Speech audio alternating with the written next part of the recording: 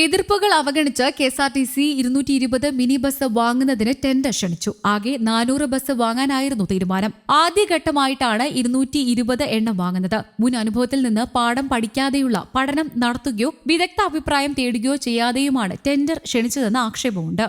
2001 മുതൽ 2023 ഗണേഷ് കുമാർ മന്ത്രിയായിരുന്നപ്പോഴും തുടർന്ന് എൻ ശക്തൻ മന്ത്രിയായിരുന്നപ്പോഴും mini bus വാങ്ങിയത് ഓർഡിനറി സർവീസിനായിരുന്നു. അതുവരെ ബസ് സർവീസ് ഇല്ലാതിരുന്ന റൂട്ടുകളിൽ ഓടിക്കാനായിരുന്നു അത്. ഇപ്പോൾ വാങ്ങുന്നത് ഫാസ്റ്റ് പാസഞ്ചറായി സർവീസ് നടത്താനാണ്. 3 വർഷത്തെ വാറന്റിയിൽ 10.5 മീറ്റർ നീളമുള്ള 4 സിലിണ്ടർ ഡീസൽ ബസ്സുകൾ വാങ്ങുന്നതിനാണ് ടെൻഡർ ക്ഷണിച്ചിരിക്കുന്നത്. ജൂലൈ 1 ടെൻഡർ സമർപ്പിക്കേണ്ട അവസാന തീയതി. ജൂലൈ 3 ടെക്നിക് ബിഡ് തുറക്കും. KTDFCയിൽ നിന്ന് അമിത പലിശയ്ക്ക് വായ്പ എടുത്തായിരുന്നു മിനി ബസ് വാങ്ങൽ. 2ാം ഘട്ടമായി ടെൻഡർ കൊടുത്ത ബസ്സുകൾ എത്തുന്നതിന് മുമ്പ് തന്നെ 3ാമതും ടെൻഡർ ക്ഷണിക്കാൻ ഗതാഗത വകുപ്പ് നീക്കം നടത്തിയപ്പോൾ അന്ന് കെഎസ്ആർടിസിയുടെ ധനകാര്യ ഉപദേഷ്ടാവായിരുന്ന ധനവകുപ്പ് അഡീഷണൽ സെക്രട്ടറി എതിർപ്പ് അറിയിച്ചു. ഇതോടെയാണ് 3ാം വട്ടം കച്ചവടം നടക്കാതിരുന്നത്. അത് അവഗണിച്ച് വീണ്ടും ബസ്സുകൾ വാങ്ങിയിരുന്നുവെങ്കിൽ കെഎസ്ആർടിസി കൂടുതൽ കടക്കെണിയിലാകുമായിരുന്നു. മിനി ബസ്സുകൾ നിരനിരയായി കട്ടപ്പുറത്താകുന്നതാണ് പിന്നീട് കണ്ടത്. സാധാരണ ബസ്സുകൾക്കും മിനി ബസ്സുകൾക്കും ഓപ്പറേഷൻ ചെലവ് സമാനമാണ്. എന്നാൽ യാത്രക്കാർ മിനി ബസ്സിൽ കൂടുതൽ ഉൾക്കൊള്ളില്ല. സാധാരണ ബസ്സിൽ യാത്രക്കാർക്കായി 52 സീറ്റുകൾ വരെ ഉണ്ടാകും. സിറ്റിംഗ് കപ്പാസിറ്റിയുടെ 25% യാത്രക്കാരെ നിർത്തിക്കൊണ്ടുപോകുവാനും വ്യവസ്ഥയുണ്ട്. മിനി ബസ്സിന് 38 സീറ്റാണുള്ളത്. വീതി കുറഞ്ഞ ബസ്സിൽ നിന്ന് യാത്ര ചെയ്യാൻ ദീർഘദൂര യാത്രക്കാർ മടിക്കും. കൂടുതൽ പേർക്ക് നിൽക്കുവാനുള്ള സ്ഥലവും ഉണ്ടാകില്ല.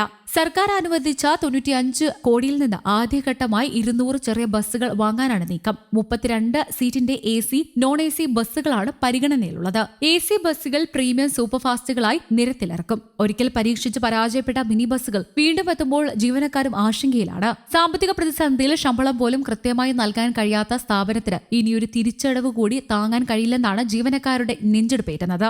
2002 KB ഗണേഷ് കുമാർ ഗതാഗത മന്ത്രി ആയിരിക്കെ 350 മിനി ബസ്സുകൾ വാങ്ങിയിരുന്നു. തുടർച്ചയായി സാങ്കേതിക തകരാറുകൾ വന്നതോടെ പദ്ധതി പാളി അറ്റകുറ്റപ്പണിക്ക് വൻ തുക മുടക്കേണ്ടി വന്ന ബസ്സുകൾ കട്ടപ്പുറത്തായി. 10 വർഷം കഴിഞ്ഞപ്പോൾ പൂർണ്ണമായും പിൻവലിച്ചു. 12 ലക്ഷം രൂപയ്ക്ക് വാങ്ങിയ ബസ്സുകൾ 1.5 ലക്ഷം രൂപയ്ക്കാണ് വിറ്റത്. മിനി ബസ്സുകൾ കെഎസ്ആർടിസിയുടെ ഉപയോഗത്തിന് ചേർന്നതല്ലെന്ന വിശദീകരണമാണ് അന്ന് കെഎസ്ആർടിസി നൽകിയത്. ഹ്രസ്വ ദീർഘദൂര പാതകൾക്ക് ഒരുപോലെ ഉപയോഗിക്കാനാകുമെന്നതാണ് പുതിയ നിലപാട്. ഇന്ധനക്ഷമത കൂടുതലാണെന്നും അധികൃതർ അവകാശപ്പെടുന്നു. ബസ് വാങ്ങലുമായി ബന്ധപ്പെട്ട് തൊഴിലാളി സംഘടനകളുമായി ചർച്ച ചെയ്തിട്ടില്ല. മിനി ബസ് ഇടപാടിനോട് പ്രമുഖ തൊഴിലാളി സംഘടനകൾക്കെല്ലാം എതിർപ്പുണ്ട്. ഇക്കാര്യം നേരിട്ട് മന്ത്രിയെ അറിയിക്കുവാനുള്ള നീക്കത്തിലാണ് അവർ. സാധാരണ ബസ്സുകൾ 15 വർഷം വരെ കുഴപ്പമൊന്നുമില്ലാതെ സർവീസ് നടത്തുമ്പോൾ മിനി ബസ് 10 വർഷമാകുമ്പോഴേ കട്ടപ്പുറത്തായി. വാർഷിക അറ്റകുറ്റപ്പണിക്ക് ചെലവായത് 4 കോടിയോളം രൂപ.